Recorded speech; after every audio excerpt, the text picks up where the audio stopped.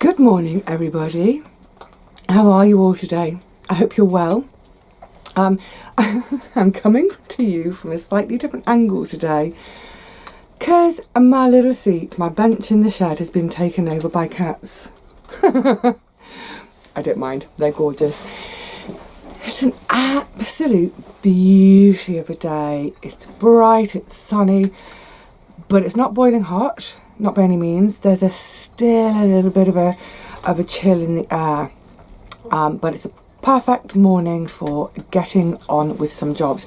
My first job is going to be to finish trimming and trimming my paths because the grass has grown so much and just in a couple of weeks, because we had all that rain at the beginning of March and then we've been having this lovely mild sunny weather. So when I came to trim the other day, it was so long and juicy that it gave my trimmer a bit of a beating. So that's my first job. And it's funny, I've just walked on site and one of my lovely neighbours is trimming her plots too, and we were both saying what a difference it makes. I mean, it's crazy, it's the littlest thing, but what a difference it makes to the look of the garden when all our grass paths have had a cut and a trim and a neaten up. It just seems to set the whole garden off and give it a pop, and it's like the perfect picture frame around a gorgeous work of art. So let's think about the work of art, and that's the actual beds. So the plan for today is I'm going to plant my first earlies, my salad potatoes, because those trenches have now been open, I think it's about a week or so, 6 days, week, doesn't matter. They've been getting quite a bit of sunshine, warm air down there, so I've just tried again this morning. I've just put my hand in the bottom of the trench and it's just feeling now like, yeah, I wouldn't describe the soil as warm, but it's not feeling that sort of chill, wet feeling that it did, say, a week or so ago. So we'll get the first earlies in. I'll chat about the chits when we come to that. Let's have a chit chat. Oh yeah, a chit chat. We'll have a chit chat about the chits as we chat. Digressing. Couple of other little bits and bobs. Nothing major today. Just some little bit more flower sowing, I think. The main thing now, pardon me, we're getting towards the end of March, and I know it's not rocket science to know that we're coming to the end of the month. Seriously, I could have been a rocket scientist. I'm so intelligent. But it suddenly dawned on me, we're at the end of March nearly, which means as we go into April, that for me, the whole of April and the first couple of weeks of May, that's the absolute mad time in the garden in terms of sowing. There's some more sowing indoors, a little bit of direct sowing and planting, a load of sowing for the cold frame, getting those beds open and ready. So a couple of days ago, I'm jumping around.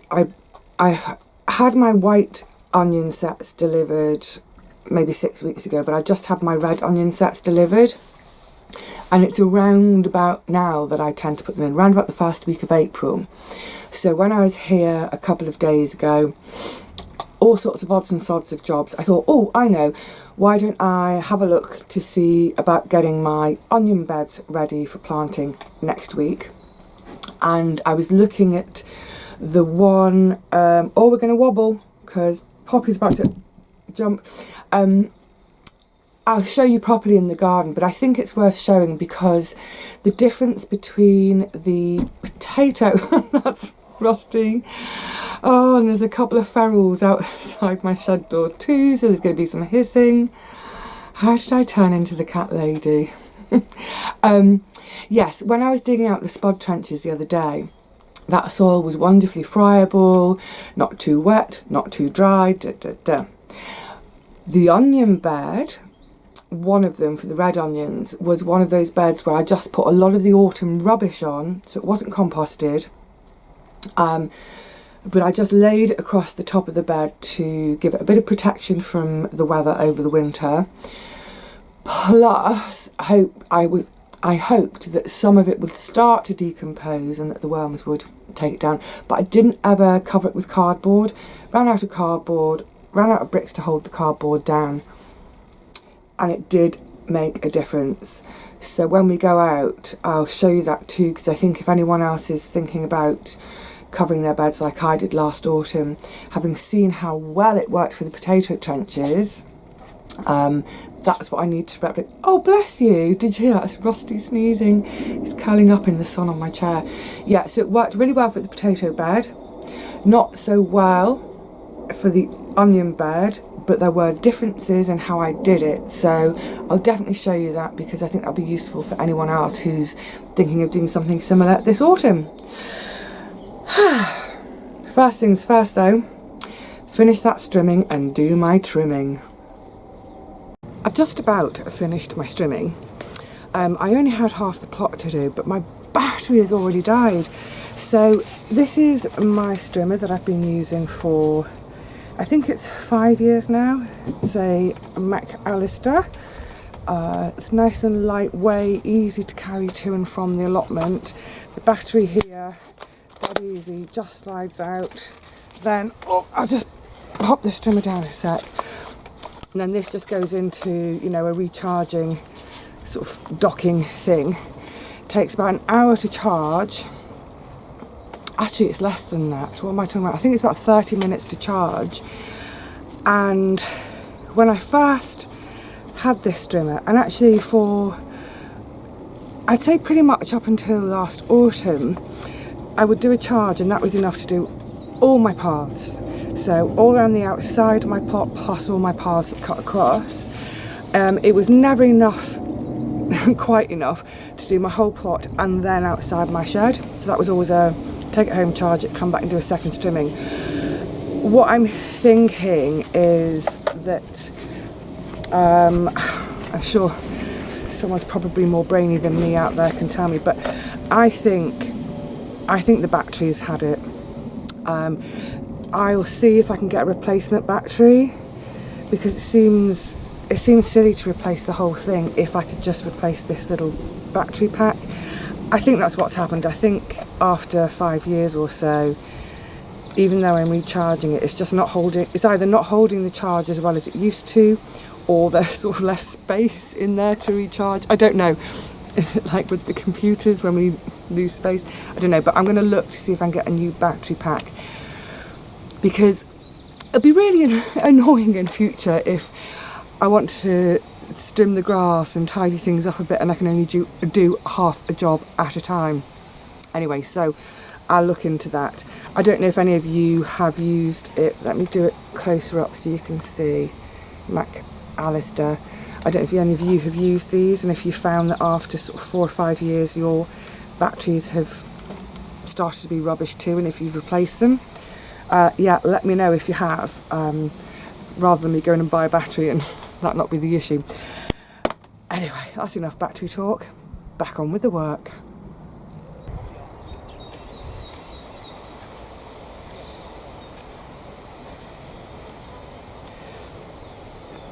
Folk often ask me, why don't I do my edges with my strimmer? Because you can flip the head around to trim the edge. Well, firstly, no battery, but never mind that. I like using my hand tools whenever possible. It's a bit of exercise. Oh, here comes some wind. It's slow, it's quiet. It's one of those jobs, why would I hurry it? Just enjoy being in the moment. And it's a job that will get done, every 2 to 3 weeks from now until October, depending on warmth and rain and how fast the grass grows. But it's a happy, you're all going to stop wobbling now because Poppy's rubbing the tripod. Yeah, but it's one of those jobs, it's such a pleasure to do. Manual, slowly, all the way.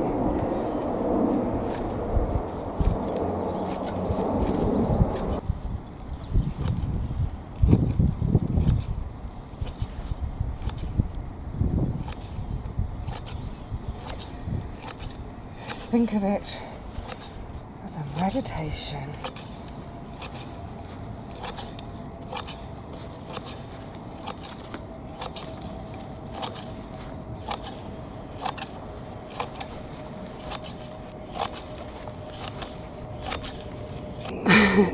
It's hard to describe how exciting, how wonderful it is to actually be getting to the stage of putting something into the soil. So, like I said, these trenches were dug about 6-7 days ago. And you can see, there we go, you can see there, that this ground was, this soil was really quite friable and easy to manage, having had all of its cardboard covering and all this leaves and bits and bobs of detritus of garden rubbish at the end of last autumn. I am going to show you my first onion bed after I've done this so you can see the difference, because it didn't work quite so well, but never mind that for now. We're on to potatoes, yay! So I'm going to get about 10 of, I'm doing the new potatoes today, my salad potatoes. I'm going to get about 10 in a row, so they'll be about 8 inches apart in spacing. I was thinking about this the other day. This is a really handy tip for everybody, whether you garden, if you do sewing, anything like that. Find out what your span measures. I know that at full stretch my span is 9 inches, so a more relaxed span, that's about 8 inches. I also know that this measurement here on my hand is 3.5 inches. Anyone who is familiar with horses, and even people who aren't that familiar with horses, will know that horse's height is measured in hands.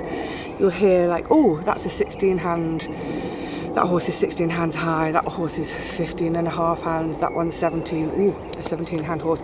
Basically, the hand measurement in terms of horses, it's actually that, but it's based on 4 inches. So if a horse is 17 hands high, it's 17 times 4 inches. Knowing these measurements on parts of your body, whether it's your sort of full octave and 1, 2 maybe, or that one. And for instance, if I go from, I'm holding a piece of fabric and I take it all the way up there and I bring it all the way to my nose straight forward, I know that that measures 34 inches. In other words, it's just shy of a yard. So I guess it's useful if you're at a jumble sale and there's remnants of fabric, you can go and know that, oh, that's almost a yard long, that's almost enough for my project. Right, that's enough of body parts for measurements. Let's get on with some spuds. So today I'm planting the beautiful Anya. So the Anya is a cross between, I think it's pink fir and Charlotte. Might be pink fir and Nicola, can't remember. I've tried a few other new potatoes over the years, but I keep coming back to Anya. It's just my preferred taste, but it's a beautiful, waxy new potato. Holds its sort of texture really well. After having a quick boil. When they come out of the ground, I mean, they don't take much more than 7 or 8 minutes of a boil. Tip them out the pan, dob mayonnaise on the top, instant gorgeous salad in the beginnings of summer. So it's my preferred spud. Now on this, I'm going to scoot a bit closer to you guys so hopefully you can see. On the top you can probably see there are, I've got to count them myself, there's about 3 chits there. But then if we turn it around, and this will be the case on most of the spuds, you'll find other random ones further down and around on it. I just want 2 or 3 really sturdy, they're really lovely sturdy little chits in the top. Just 2 or 3, that's where I want my new growth to come from. So with all the rest, I just very gently sort of just rub it off with my thumbnail, and that one's ready for planting. So I've got 20 to go through. Oh, let me just see if I can show you another. Oh, this is perfect. So this one, you can see there's 1, 2, 3, 4, 5, all over. There's random little chits everywhere. So I'll just go for the best 2 or 3. Then I'm going to just, for now, get them placed into the trench where I want them to be, and then I'm going to use my trowel to go down a little bit further, get them down as far as I can. So let's get planting spuds.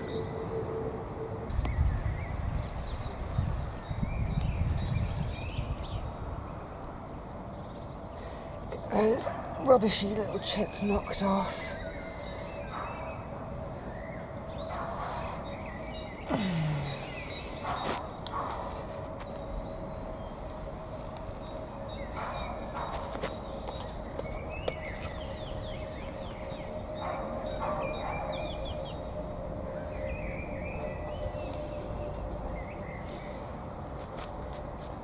Oh my goodness, this one's got about 10 chits on it. Don't need all of those. Just the best.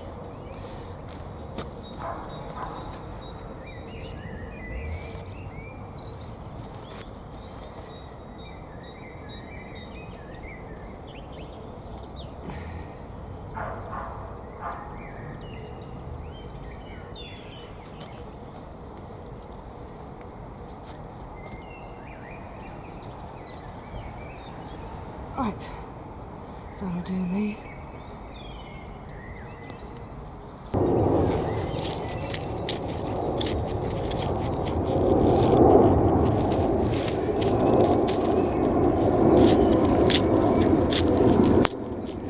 The soil is so loose, it's all falling back in on itself. I'm not giving them a huge covering, maybe just, a couple of inches or so.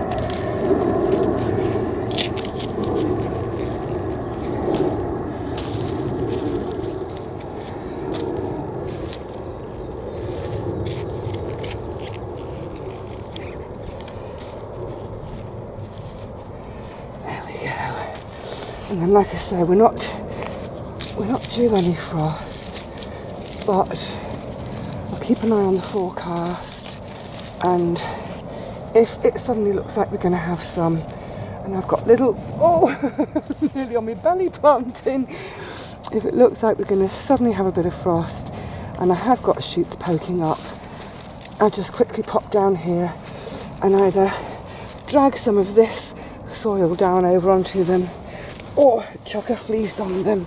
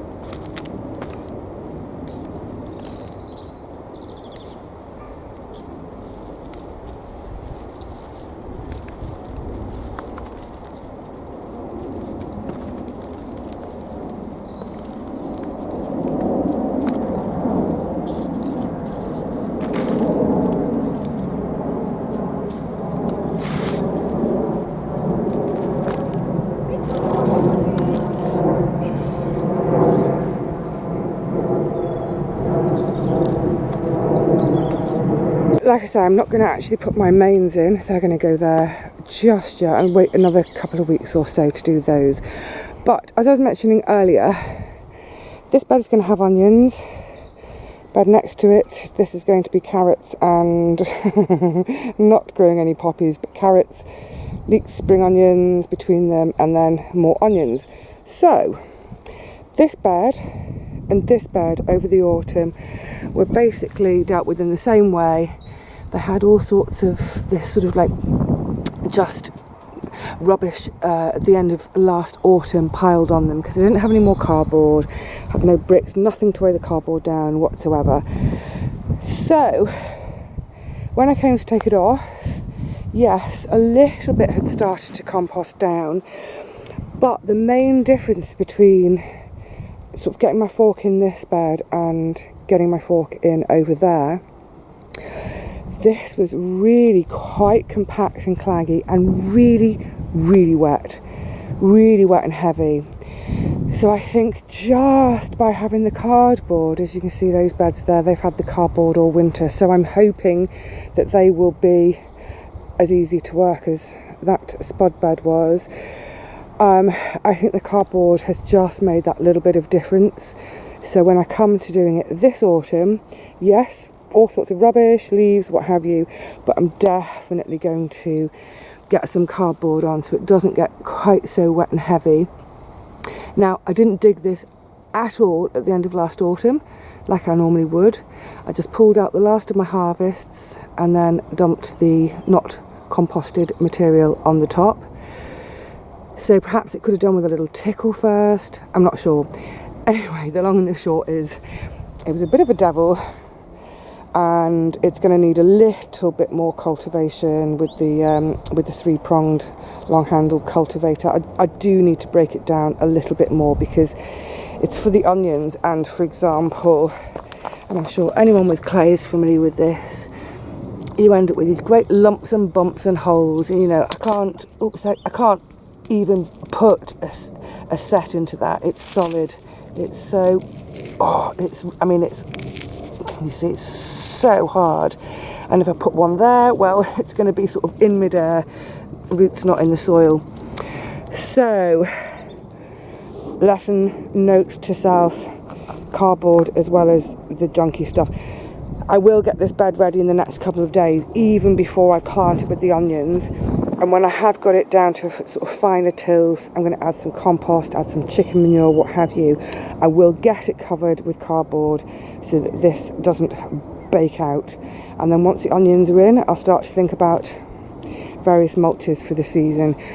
But I'm hoping that this bed, which did have compost and bits under it and the cardboard, will be considerably more easy. At least it was only those two beds that didn't get the cardboard treatment this winter. So in the next couple of weeks, 1, 2, 3, 4 beds will be opened up and prepared. That's going to be for the parsnips, and I'm probably going to do them a little bit earlier this year, and I'm going to use Gary's advice, Gary's technique. Whenever he sows, he then covers them for a while. Actually, when I had problems last year with my carrots are going to go in here this year. They are always up there from last year. A lady suggested to me, I can't remember whether it was someone called Debbie or Tracy, it was an E name, but she suggested that I sow my carrot seeds and then put a plank over the top. Really sorry, I can't remember who specifically it was, but that's the way Gary does it too, so I'm going to give it a go this year. Right, that's the state of the beds at the minute. They'll get some work over the next week, and then we'll hit April and we'll start sowing and planting. Yay! The other day when I was doing the potato trenches, I mentioned that I was going to take this old terracotta trough and put it on the end of the herb bed. Well, I've actually changed my mind. I've decided against that, so it's going to stay on the deck as a bit more planting space. I did have a little bit of a tidy up of the deck the other day because it was a dumping ground, and I also decided to bring the insect drinking station over to the herb bed here. It makes sense to have it here because, let's face it, in the height of summer, this is where the majority of the bee and insect action is, but also because I do occasionally see birds use it. And I was just thinking, where it was on the deck, if you remember last summer, it just used to be on the end of the deck here. I was thinking, for the birds, that might be a scary place because they can't see all around them to see if there might be a cat somewhere, what have you. So I thought, well, at least if it's out here in the middle of the herb bed, then as you can see, there's a much clearer view all around. So hopefully they'll feel safer with it being here, to swoop down and have a little drink. And as much as it's a little spot for the birds, it is primarily for the insects, so it makes much more sense to have it here in the herb bed. Because I'm not going to put the trough here now, I decided, whilst obviously this gorgeous little rhubarb is such a baby still, this end is so bare, I'm just going to whack in a load more calendula, because I do have so very, very much calendula seed. It's wonderful. I think I'm going to put all of this in. And then, obviously, it self-seeds beautifully, and I don't mind if they come up here over the years. That'll be great. But also this year, I am going to be sowing quite a few more flowers than normal in the cold frame. So anything that works, anything that comes up, I can just transplant into the herb bed to fill any gaps. Give myself something gorgeous to look at while I'm sitting on my deck. I am going to water the cold frame as well, because we do have moisture about 1 inch down, but in the top of the soil at the moment, it's already baking really dry with this dry, warm and windy weather. So yeah, keep an eye on your greenhouse seedlings, your polytunnel bits, what have you, because it may be that you need to be watering a bit more often than you've realised. There have been so many moments this morning when there's so much warmth and sunshine and a beautiful stillness in the air that I've thought about getting out the deck chair. It's a little bit too soon yet, but it's beautiful on days like today to just rush down here, grab a couple of hours. This really was a grabbed moment of time, because I'm not going to be here for the rest of the week, unfortunately. It's a shame, because it's probably an ideal week for being here, but I've got some great aunt duties this week, so just a quick visit this morning to get those spuds in, ostensibly, a few other little bits and bobs.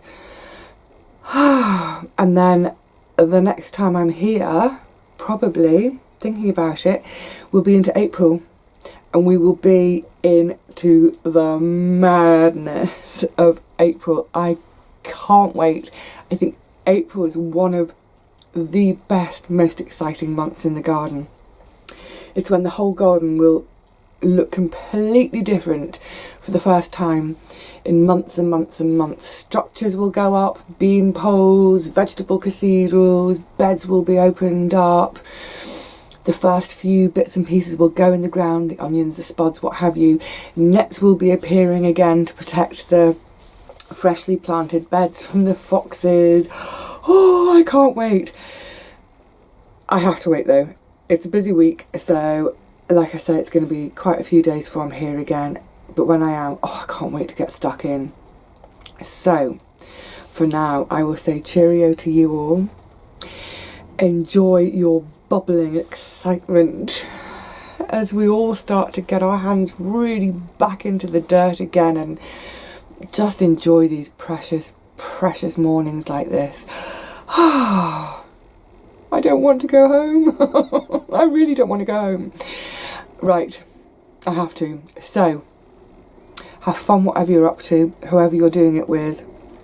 Get out there whenever you can. Make the most of it if you've got even half decent weather. Enjoy these first few beautiful days of spring. I'll see you all again soon, I hope. But in the meantime, take care of yourselves.